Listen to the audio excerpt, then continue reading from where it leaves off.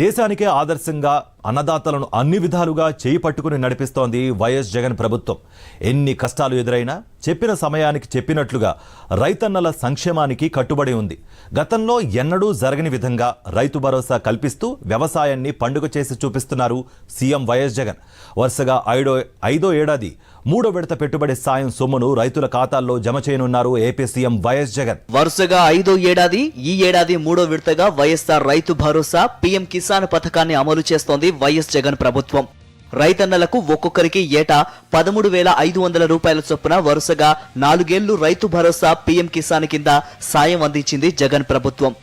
ఐదో ఏడాది ఇప్పటికే 2 విడతల్లో ఒక్కొక్కరికి 11,500 రూపాయలు సాయం అందించగా ఇవాళ మూడో విడతగా ఒక్కొక్కరికి 2,000 రూపాయల చొప్పున జమ చేయనున్నారు.